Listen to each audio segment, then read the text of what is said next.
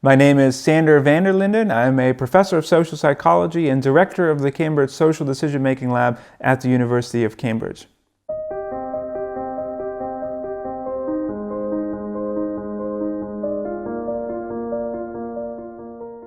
Welcome to my exp.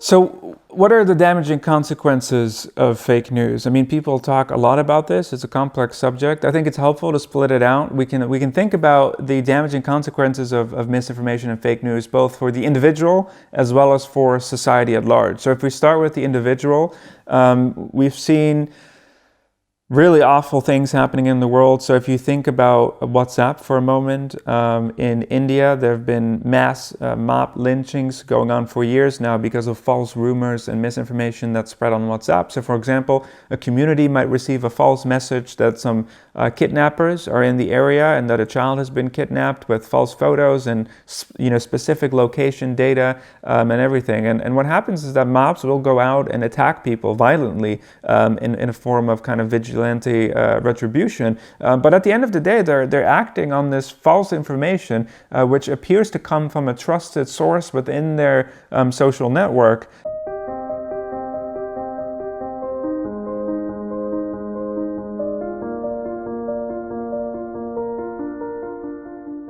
In our own research, we've recently found that people's endorsement of coronavirus conspiracy theories and misinformation is an important predictor of your willingness to adopt public health measures. It predicted reduced willingness to get a vaccine once one is out there, a reduced willingness to recommend the vaccine to other people. So misinformation in this space can be harmful because it can actually create vaccine hesitancy, which, as we know from prior issues, can actually compromise herd immunity, which is a massive danger to public health, as we've seen before with the autism vaccine myth that has actually led in the UK specifically, but also elsewhere, to issues with the population and vaccinations.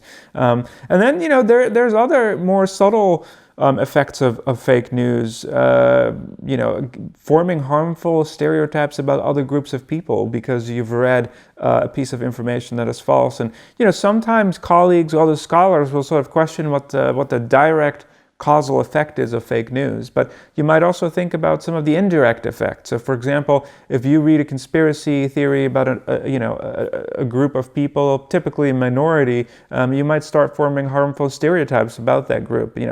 We've heard things like Chinese virus being used as a way to actually, as a subtle way to manipulate people into forming negative feelings towards another group of people because that's where the virus originated.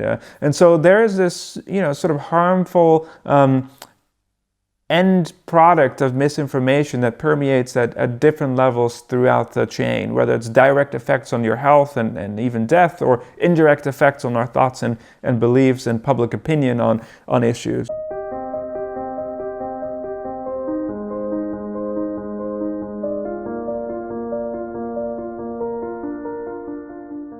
There's a petition out there that, it's a real website, and it says 30,000 scientists have signed this petition saying global warming isn't happening. What we found is that actually just exposing people to that website can have damaging consequences for people's perception of let's say, whether the science is settled or in the scientific consensus on the issue of climate change and on whether or not it's happening.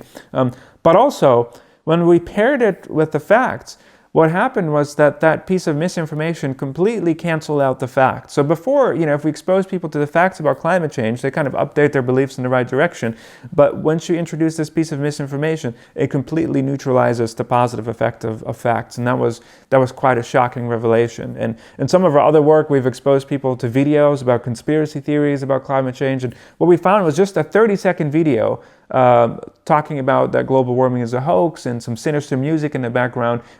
It not only made people less likely to think that there was a scientific consensus on the issue of global warming. They were also less likely to sign a global warming petition. So we asked people when they put their name on the website that was public to support climate change, people were less likely to do so, and they were less civically minded in general. And so we see that, fake news about climate change comes in various forms, but it can be very harmful for people's judgments and the actual decisions that they make on the issue.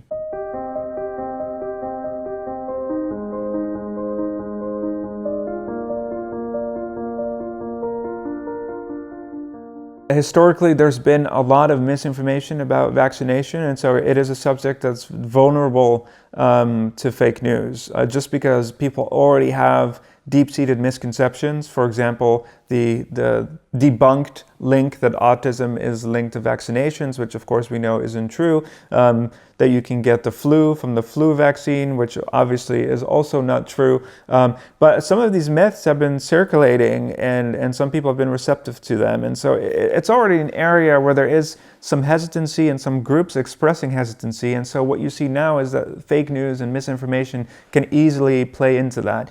For example, when we think about the coronavirus, one of the most active groups spreading misinformation are actually the same people who are anti-vax, because it links into their worldviews and their beliefs about the world. And so obviously the obvious cure for the coronavirus is a vaccine or effective antiviral treatment. And so that plays into the anti-vax sentiment. And so it activates all those sectors of society actually that are already hesitant about vaccinations.